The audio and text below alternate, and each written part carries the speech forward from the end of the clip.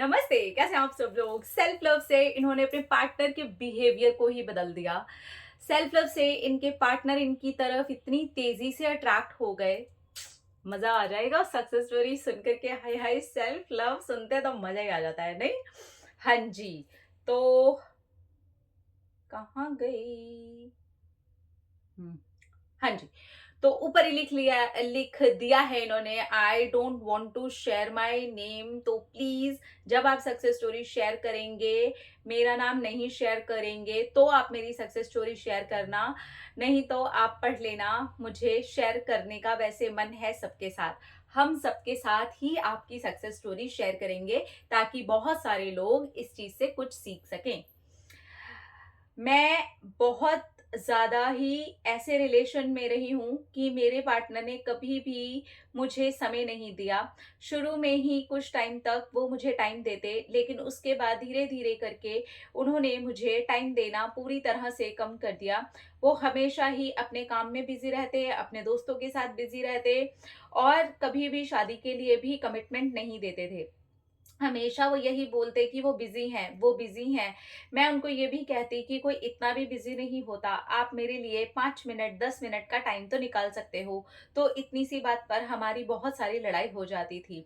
और अब मैंने लड़ाई से बचने के लिए उनसे टाइम माँगना ही धीरे-धीरे करके बंद कर दिया और आपके वीडियोज़ देख कर के मैंने सेल्फ लव करना शुरू किया। मैंने अपने आप को प्यार करना शुरू किया। अपनी जॉब के लिए भी अब जो मैं नहीं एक्शन ले पाती थी, वो भी करने शुरू किए। अब मेरा जो टाइम बचता था, उस टाइम को मैंने थोड़ा-सा एक्सरसाइज़ की तरफ ध्यान देना भी शुरू कर दिया। अब मैं बहुत अच्छे तरीके से एक्सरसाइज़ करने लगी। मैं गार्डन जाती, वहाँ पर कुछ स्ट्रेचिंग की एक्सरसाइज करती, घर आती, थोड़ी देर योगा करती और अच्छी डाइट भी लेने लगी थी। इसकी वजह से जो मेरा वेट पुट ऑन हो गया था और मेरी स्किन का ग्लो चला गया था, वो भी वापस आने लगा। मैं अब हेल्दी और फिट महसूस करने लग गई थी और अब मैंने धीरे-धीरे अपने पार्टनर से बात करने के लिए टाइम माँगना पूरा ही बंद कर दिया था। ये सिलसिला काफ़ी मंथ तक बस ऐसे ही मेरी पेशेंस रखते हुए चलता रहा। बीच-बीच में मुझे अपने पार्टनर की बहुत याद आ जाती थी और यही सोचती थी कि टाइम माँगूँ, फिर मन में आता था, फिर से टाइम की बात होगी, फिर से हमारी लड़ाई होगी और जब टाइम की बात नहीं होगी, तो फिर वो ऐसी कोई बात बोल देंगे कि मेरा मन दुख जाएगा। इसलिए अपने मन को दुखाने से ज़्यादा बेटर है कि आप जैसा बोलते हो कि अपनी ग्रोथ पर काम करो, मैं वही करने लगी। और इसी बीच में जब मेरा सेल्फ लव बहुत हाई जाने लगा, तो इसी में मेरी एक जॉब का ऑफर भी आ गया, जो कि बहुत बड़ी जॉब थी, जो कि मैंने एक्सपेक्ट भी नहीं की थी। हाँ, ये सेल्फ लव की वजह से हो रहा था। पहले तो मैं इससे बहुत कम सैलरी वाली और बहुत छोटी पोस्ट की जॉब भी सोच रही थी कि करने की। लेकिन इस बार इतनी बड़ी जॉब का ऑफर आना, ये किसी मिरेकल से कम नहीं था। ये सेल्फ लव की ही देन थी कि मुझे एक ऐसी जॉब का ऑफर आया जिसके लिए ना तो मैंने कभी अप्लाई किया था और ना ही मैंने कभी किसी को बोला था। वाया वाया कहाँ से कहाँ मैं पहुँच गई, कहाँ से कहाँ मेरी जॉब लग गई। मेरे लिए भी ये किसी मिरेकल से कम नहीं है। मेरे चाचा जी ने मेरा नंबर आगे पास किया और उन्होंने ही मेरे पेपर्स भी मुझे बिना बताए सबमिट कर दिए और वहाँ से ही मेरे पास में कॉल आ गया और मैं इतनी शॉक्ड हो गई कि ये पोस्ट पर मेरी job. I am very happy. अब मेरी स्किन निखर रही थी, मेरी बॉडी अच्छी हो रही थी और अब तो मेरे पास में जॉब थी। धीरे-धीरे करके मेरे पार्टनर के भी थोड़े-थोड़े पहले मैसेजेस आते रहे। कभी वो मैसेज करते, कभी प्यार से हेलो बोल देते, कभी गुड मॉर्निंग का मैसेज करते, कभी गुड नाइट का मैसेज करते, कभी खाना खाने का पूछने का मैसेज करते। इस तरह से बहाने-बहाने से वो भी मुझे मैसेज करने लगे। मैं अब यही सोचती कि मैं इनको बताऊँ कि मेरी जॉब लग गई है, मैं इनको बताऊँ कि मैं ऐसी लग रही हूँ, फिर मैं सोचती नहीं रहने देती हूँ क्योंकि पता नहीं उनको क्या लगेगा। मैं जो भी कर रही हूँ अब वो मेरी लाइफ़ है और मैं कर रही हूँ। इनके पास जब समय होगा तब ये मुझसे बात कर लेंगे। अब वो मेरे लिए समय निकालने लगे, लेकिन मेरा समय ऐसा हो गया था कि मैं वो समय उन्हें नहीं दे पाती थी। मेरे हमेशा इंटरनेशनल क्लाइंट्स होते थे और उनको मुझे ऑड टाइम ही देना पड़ता था और मेरे पार्टनर को जब ऑफिस के बाद में टाइम मिलता था और वो टाइम मेरा बिजी होने का होता था। ये है सेल्फ लव की पावर कि मुझे अपने आप ही इनसे दूर कर दिया, प्यार की भीख भी नहीं मांगनी पड़ी और जॉब के लिए भी यहाँ वहाँ नहीं भटकना पड़ा। फाइनली मेरे पार्टनर अब रात दिन मेरे से बात करना चाहते हैं, मेरे पीछे पड़े रहते हैं और वो यही कहते हैं कि मैं उनके लिए बेस्ट लाइफ पार्टनर हूँ और मेरे से बेस्ट लड़की उन्हें इस दुनिया में कभी नहीं मिल सकती। इस बीच उन्होंने अपनी फैमिली से भी मुझे मिलवाया और वो मेरी फैमिली से भी मिलने के लिए आए। मेरी फैमिली को मेरे पार्टनर बहुत अच्छे लगे। उन्होंने मेरी फैमिली की इतनी इज्जत की और उन्होंने ये भी कहा कि मैं तुम्हें समय नहीं दे पाता था और वो मेरी सबसे बड़ी मिस्टेक थी। लेकिन अब तुम मुझे टाइम नहीं देती हो, ऐसा नहीं करना चाहिए।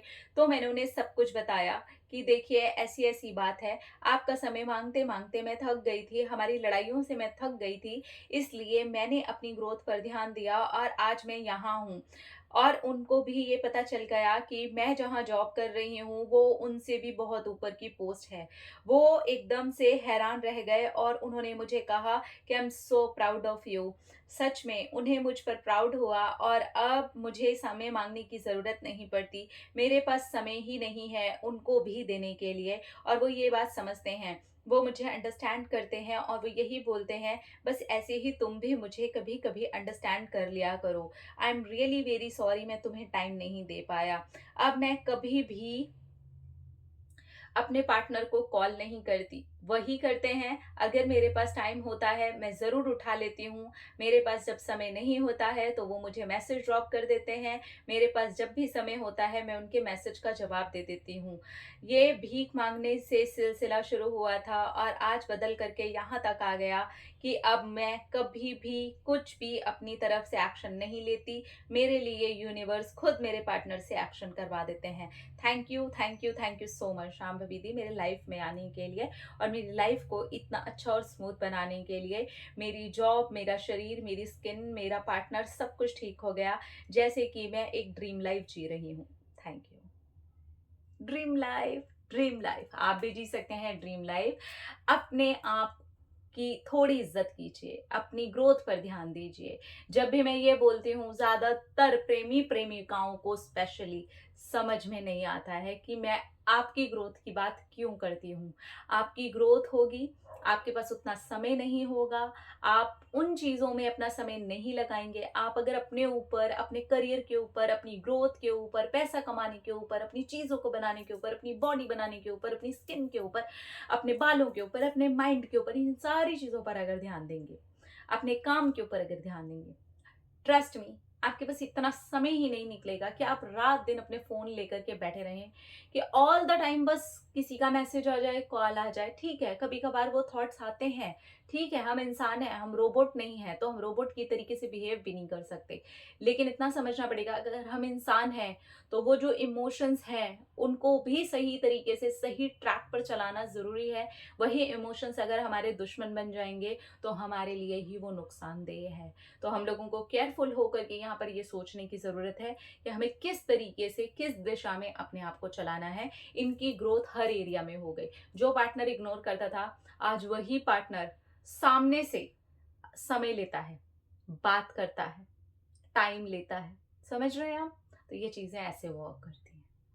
आप किसी को भी इस तरीके से बदल सकते हैं। आज इन्होंने अपने शरीर को बदला। कितने ऐसे लोग हैं जो एक पार्टनर को पाने के लिए अपने शरीर के ऊपर काम करते हैं? नहीं करते, जबकि उन्हें करना चाहिए। कितने ऐसे लोग हैं जो एक पार्टनर के लिए उसको छोड़ते हुए अपनी स्किन के ऊपर, अपने हेयर के ऊपर, अपनी हेल्थ के ऊपर, जब मिलने जाना होता है, जिस दिन डेट मारनी होती है, उससे 2 दिन 3 दिन पहले हमारे काम शुरू होते हैं। ये हैं हम और इसके बाद हम सोचते हैं कि पता नहीं क्या हो जाए हमारी लाइफ में।